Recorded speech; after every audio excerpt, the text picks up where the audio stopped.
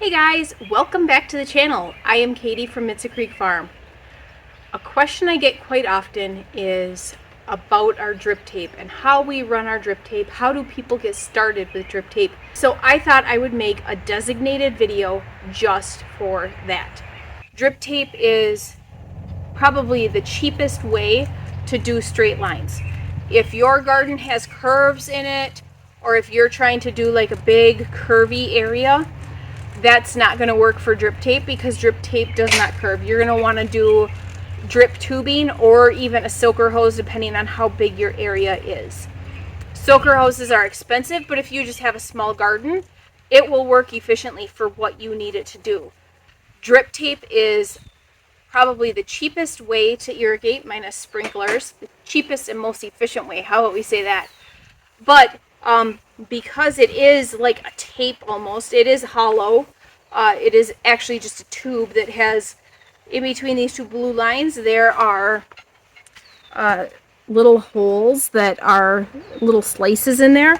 There's actually a fold in there, and that's where the water comes out at. But you are not going to be able to go around corners. If you do want to go around corners, you either need to get elbows for this, or you need to run a line from somewhere else. So drip tape is good for efficiently watering large areas, massive gardens, large gardens, high tunnels, that kind of stuff. Or it is also good because it's cheap.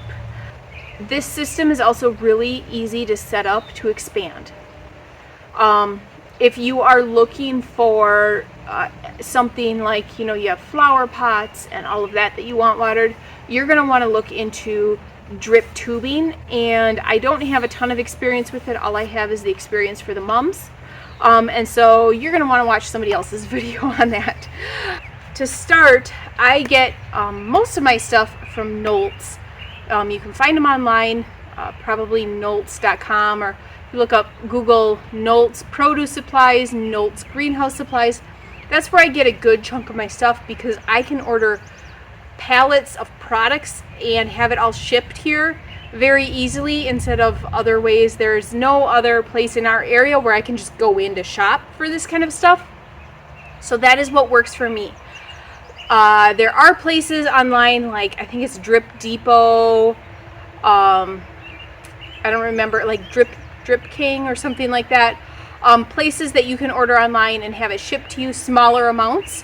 But if you have Amish in your area, ask them or ask at their market or whatever where they get their stuff, because the odds are there probably is a greenhouse or produce supply place near you that you can get products for really cheap and you won't have to pay the shipping. With that said, this is what works for me. I had to figure out how this works on my own because there's really no resources. I know that there are some drip irrigation companies that give videos and that kind of stuff, but it wasn't clicking in my brain. So it literally took me buying the stuff and figuring it out as I went for me to really understand how this goes. How I do things is I run a 3/4 inch orchard tubing. This comes, for me, I order rolls of 500 feet at a time. This is what we use for our irrigation. We hook sprinklers up, they're way out in the fields. We hook them up to this. I use it for all my main lines in here. I use it in the fall when we have at the roadside stand all of our mums that need to get watered. I have a roll stretched all the way out to the end of our driveway for that, and I just put a hose nozzle on the end. So this stuff is really diverse in what you can use it for, and I really like it. We have some that run across our driveway and we can drive over it. We've had it for 3 or 4 years now.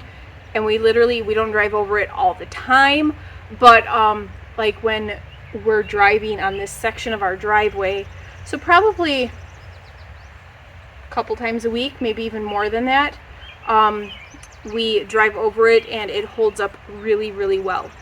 If for some reason something happens, I don't think we've had anything happen to any, but if it is, it's easy to cut and splice together. So 3/4 inch orchard tubing, and then for the drip irrigation, I really don't care for brand, but what I am learning is that you want to look at how wide the drip emitters are, and you want to also look at how much do you want to water in an hour. With that is going to determine how much water pressure you need, and if you are going to need a pressure reducer or anything like that. I really like, personally, the 4-inch spacing, which is what I have, and it does 1 gallon per hour. I have found with this that because I'm running so many long lines, that I don't need a pressure reducer because the water is flowing out of here fairly quick. But this is really helping me a lot this year with the drought, because I am able to water the pumpkins in a very short amount of time for what I need, and then I can move on to watering the pumpkins here at the high tunnel, or turning on a sprinkler, or watering mums, or anything like that. I do have some old drip tubing, and it is, I want to say, 12-inch spacing, and it is maybe like a 1/4 gallon an hour. And I can tell you right now that when I go to hook up my line or my hose to that line, that the pressure, it doesn't water well because I have too high of pressure for that line. So in that case, you are going to need a pressure reducer. I really recommend you buy the pressure reducer when you're buying new products. That way you have it.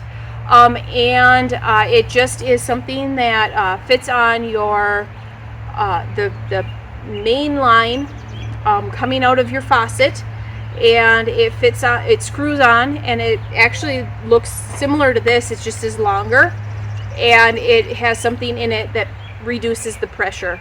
So it's probably about that long. I do have one.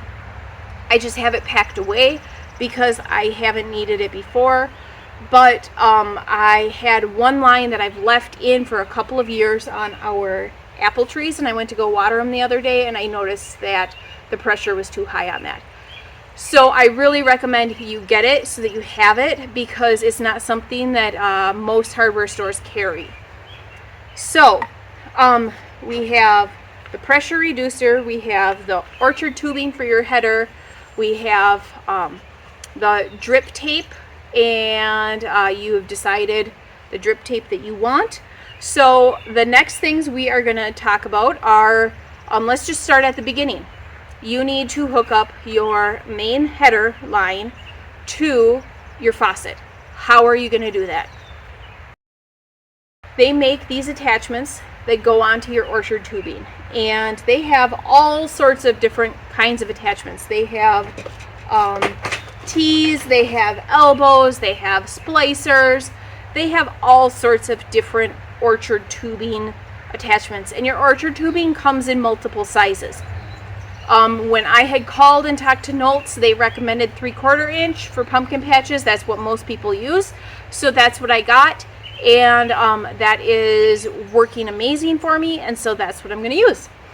So you're going to have a big long section of orchard tubing. Say your garden is 50 feet wide and you have a spigot right there.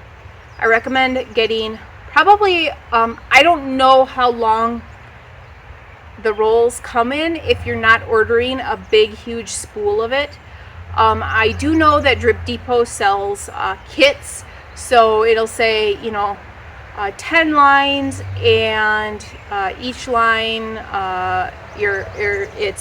the spacing is going to be like 8 feet in between each line, whatever. So that might be what you want to do to start so that you understand this process. But I recommend giving yourself plenty of extra feet of this so that you are able to adjust things if you need to, or if you accidentally cut it or something like that. If you realize that your faucet is actually 15 feet away from your garden instead of 6 feet away, you have plenty of space, because you can always cut that out if you want to in the future. The thing about drip tubing is it does not make corners, because this is like a pretty stiff plastic. If you are running a long distance, you can curve it, but if you take and try to make a corner out of it, you actually will kink it, and then you won't have water flow through. So you are going to, if you want your main line to have a corner in it, you're going to have to get the part that has corners, and I do have some of them here.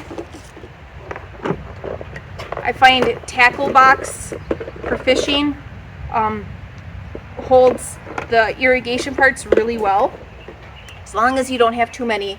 If you have too many, they won't fit, and so then they have to stay in the bag till you start using them. But here is what a T looks like, and here is what an elbow looks like for the 3/4 inch irrigation tubing. To put a hose end on your orchard tubing, you're going to want to get the end of your orchard tubing hot so the plastic is softer. And then when you do that, this just will push on. You push it on as hard as you can and get it up as high as you can. And you can use a torch, but the torch sometimes melts it down too much and will like mess up the plastic. So I really recommend, like, get a cup of hot water and just dunk the end in hot water, let it sit for a minute so the plastic can get soft. So when you get this put on, this part right here just twists down and it threads over the top of that and it locks it into place. And I don't have this on all the way. Yep, see, I don't have it on far enough to actually secure it on, but it'll look like this. And that will hold this orchard tubing in place so that you can hook this up either to a spigot or to a hose. If you're hooking it up to the spigot and you have a smaller garden, you're definitely going to want the pressure reducer on here. So you'll want to do the spigot, then the pressure reducer, and then the hose end. So then at the end of your tubing, I recommend laying the tubing out and seeing where you want it to end. Cut it, and then you'll have your extra 10, 15, 20 feet, whatever, and that will allow you to potentially in the future splice into it or whatever, and that will give you extra. Or you could even leave it long if you wanted to and just put an end on it. That is fine. So here on this piece, this is a male end. You can get the end that has the male end if you want. We rarely use this. It's only for connecting to other garden hoses or other irrigation lines. I can't see why anybody would need to have this in just a garden piece, so you probably don't need to order this. But they do make an end for this as well, that you probably would want to get so that you can just screw the end on.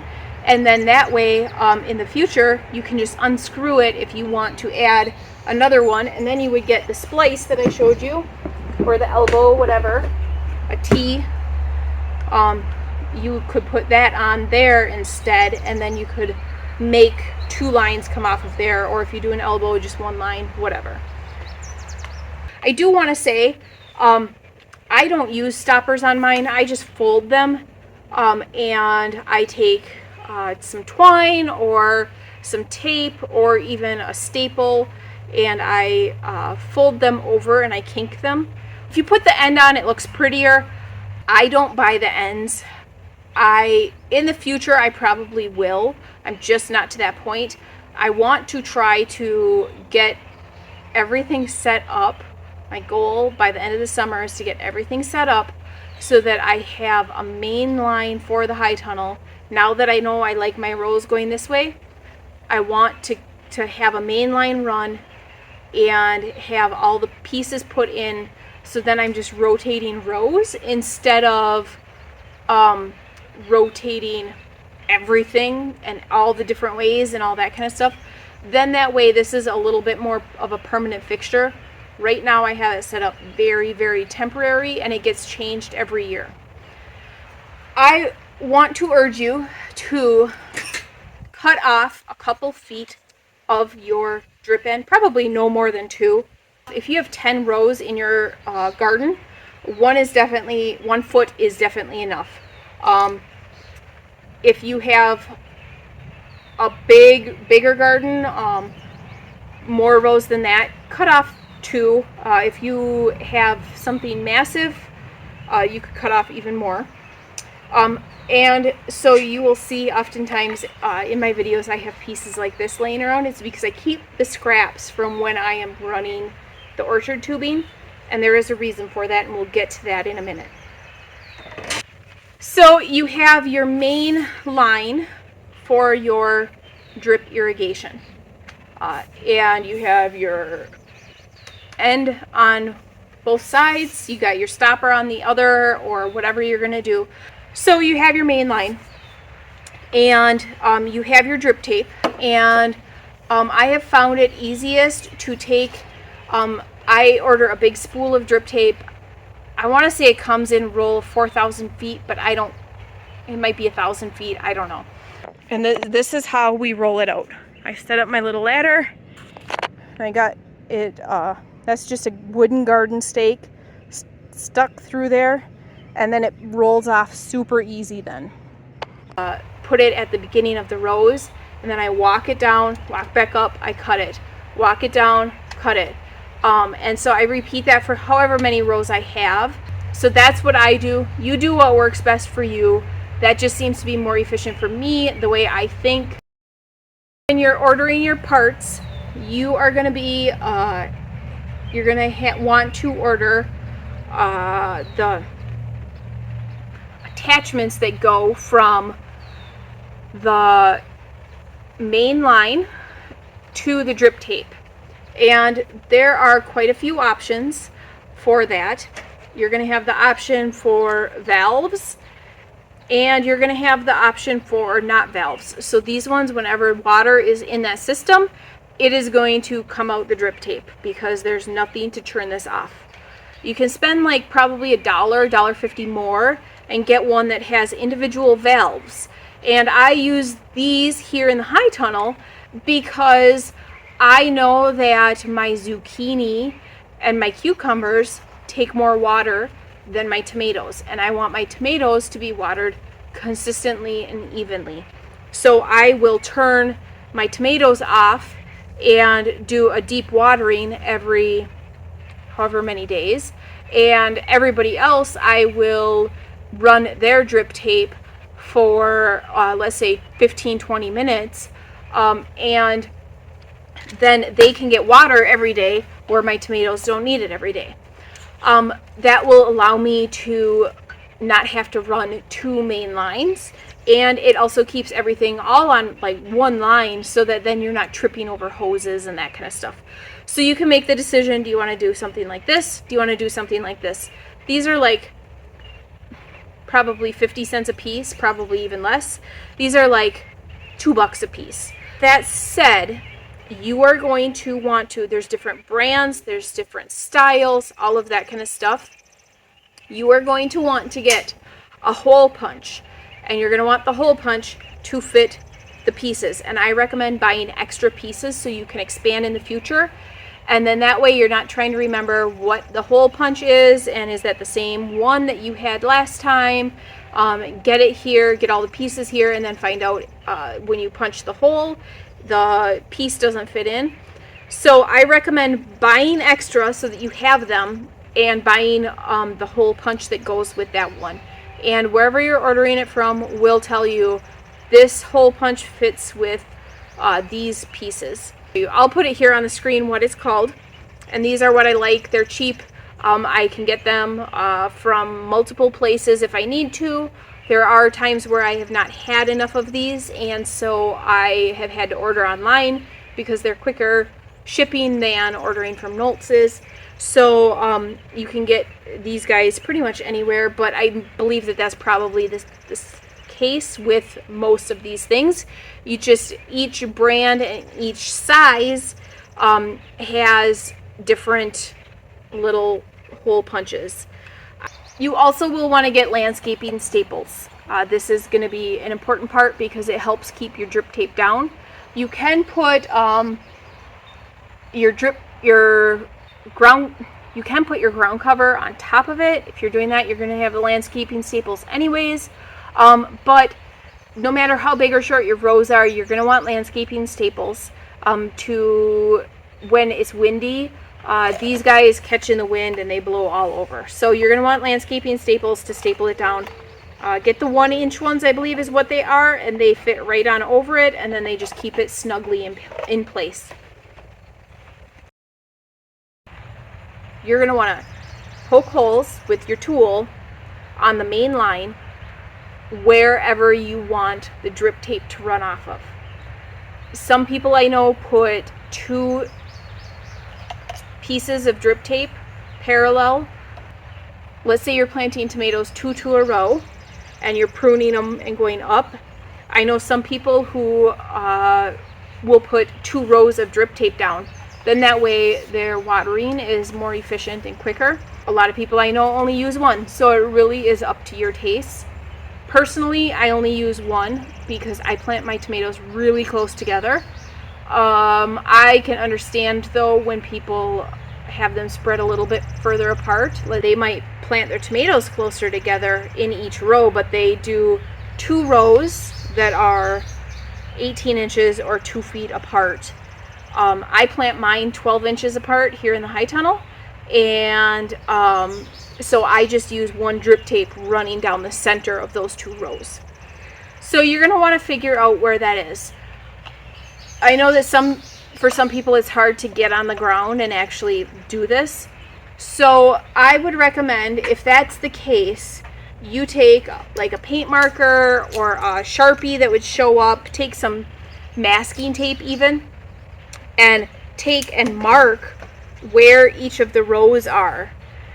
And then bring this in where you can actually access it easier and punch the holes.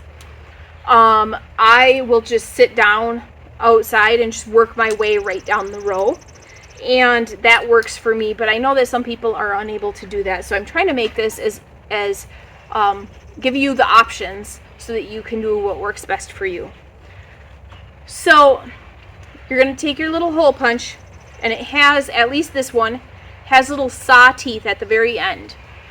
I'm not quite sure if that'll show up on camera, but there also is a little plastic button in the center, and that helps punch the plastic out so that the hole doesn't get clogged with the plastic.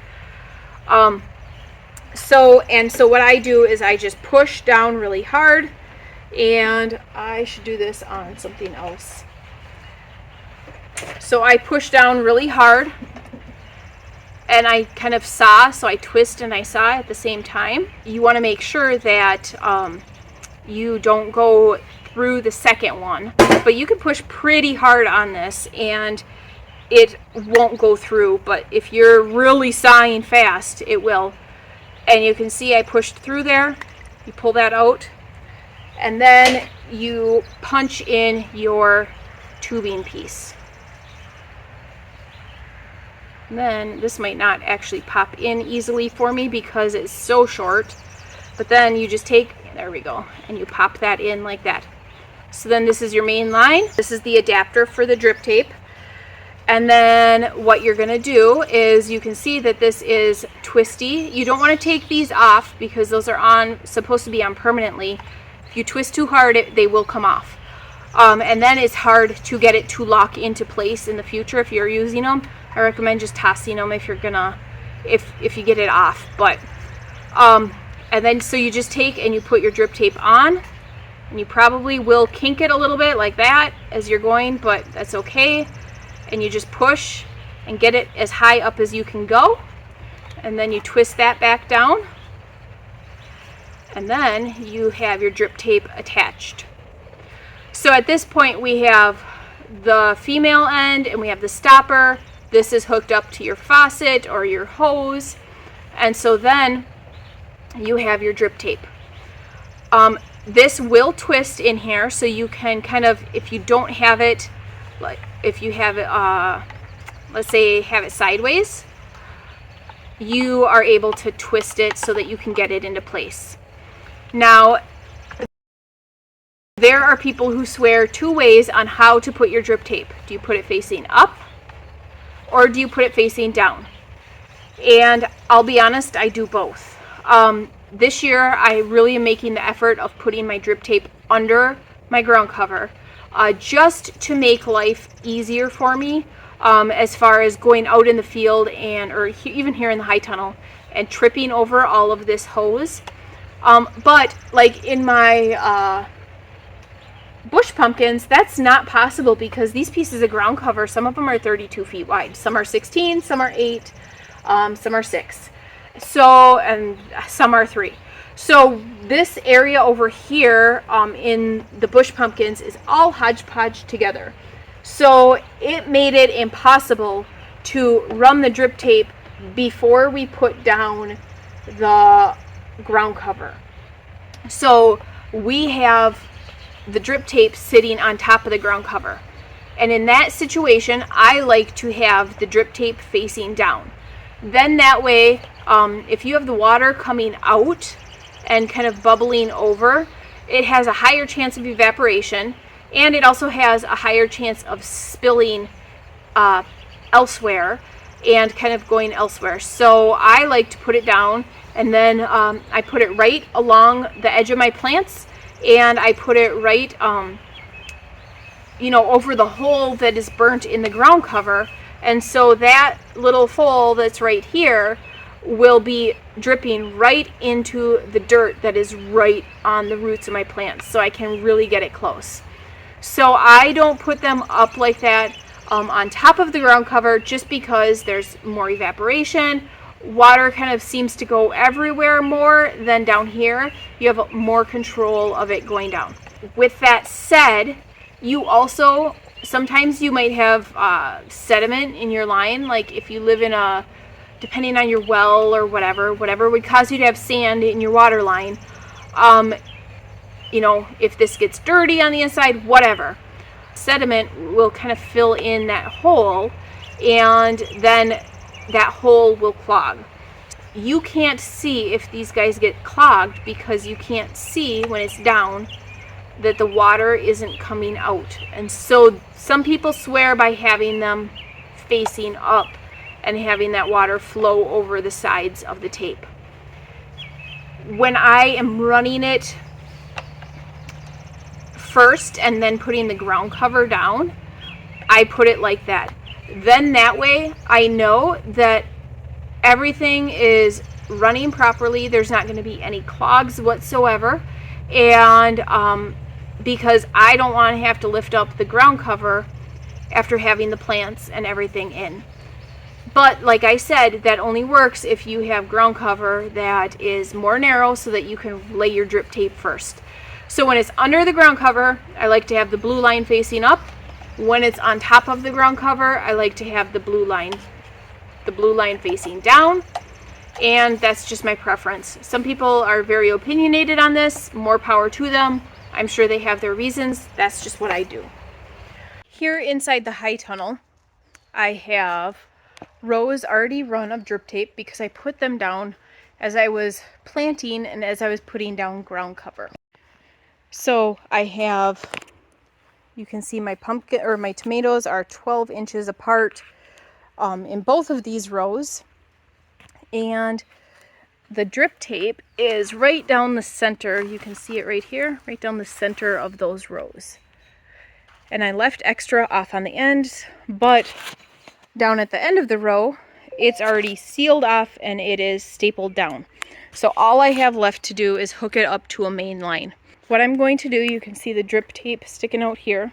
What I'm going to do is I'm going to run my main line, which right now is just stretched out over there, and I'm going to run it right down here. And it's going to end right over there. So all of these pieces of drip tape right there and right there and right there and right there, they're all going to hook up to that main line. Here in the bush pumpkins, you can see that I have the drip tape facing down, and you can see how much it has spread on each side. So you can see that it is going out like that, and so it's got probably 7 inches on each side, maybe even more in some areas. And so that is going straight down into the ground. This needs to be finished stapling, but you can see, especially when it's on the drip or on the ground cover, how much it spreads out even more.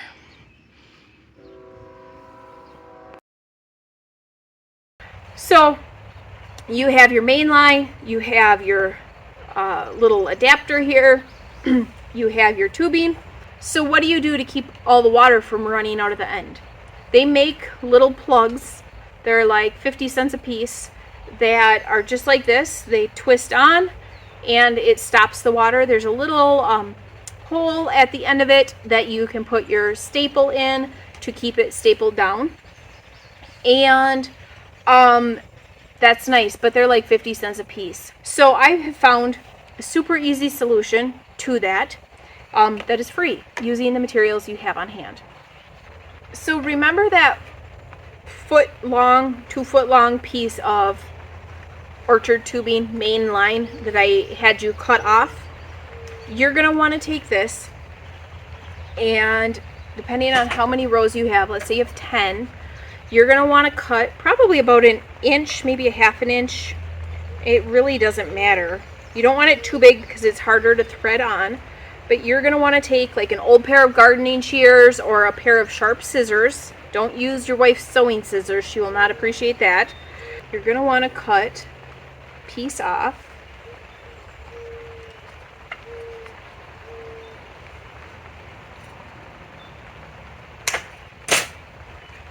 That's probably about that big. And so what you're going to want to do, now Knowles sells these for 10 cents a piece. So you can go ahead and just buy them, like if your hands are weak and you don't want to cut it, whatever. Knowles does sell these for 10 cents a piece, but I already have the materials. I'm not going to waste my money on that. So when you fold the end of this, it kinks it and it'll stop water from flowing. But there is so much pressure on here that you're going to want to fold it a couple of times. So I have folded it in half, and then I folded that half in half again, and that seems to work really well. And then you squeeze it down like this, and it just slides right over that drip tape, and there you have your end. So that will seal off the end so that the water won't flow out, and will keep this kind of pressurized, and then you have a stopper for that. When I am doing my rows, I will show you what I like doing. So I got my landscaping staple here. I put this guy on your stretched out tubing. It's not folded yet.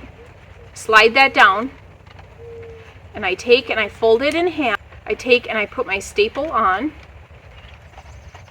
So it's like that.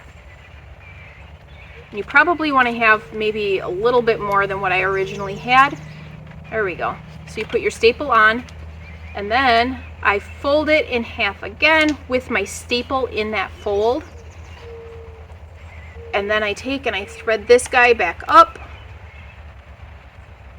and I put it on just like that. And then I can staple this in, and it secures the end, and it keeps everything all nice and contained and nice and tight. And then I have not had any like come apart ever doing it this way.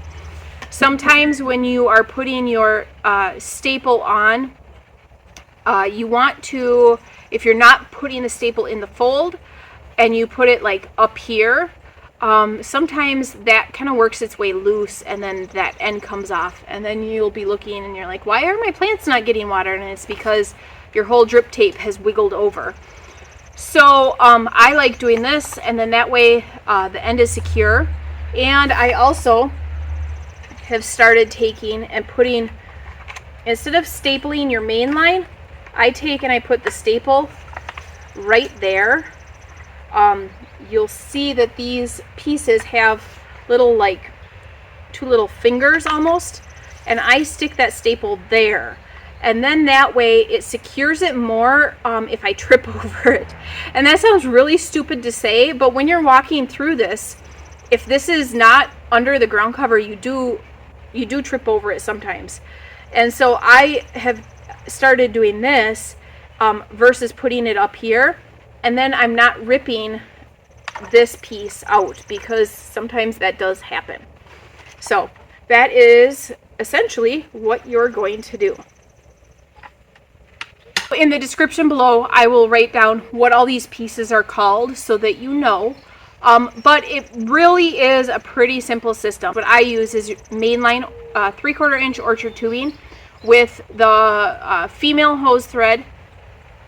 And then you want to have your adapters, the blue or the red, whatever you want, if you want a valve on it or not. You want to have your punch. You want to have your drip tape for what is best for you. And then you want to have some staples. If you decide in the future you want to increase your areas that you're watering, you can very easily, doing it this way, add on using T's or elbows or whatever. You just go from the end that you have sealed off. So here's my main line, and you can see I have this guy stapled right here, and it goes all the way down there. And let me show you an end so I can show you what it looks like stapled in.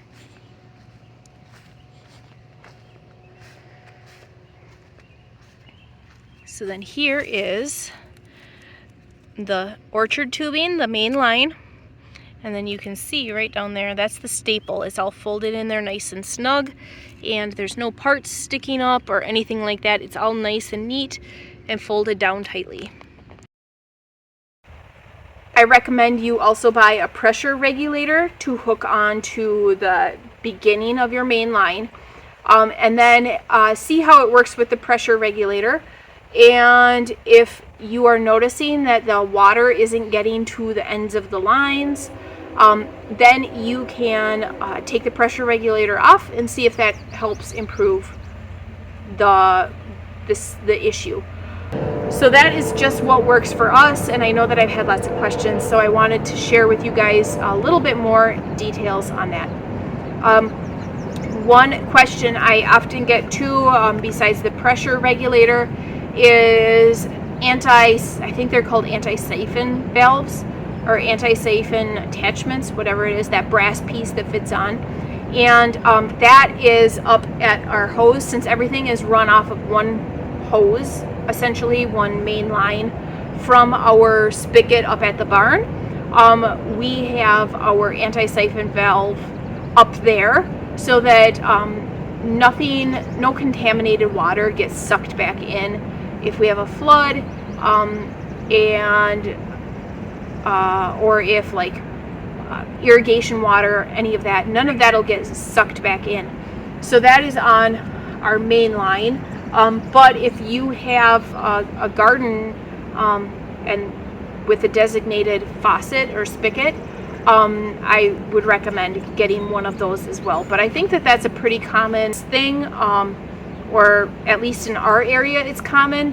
When we lived in the city, we were required to have them on all of our spigots that were either outside or in our basement, and so I just have kind of followed that here. So I guess I don't know if that's common everywhere or just in our area, but that's what we do here. So that is it for today's video.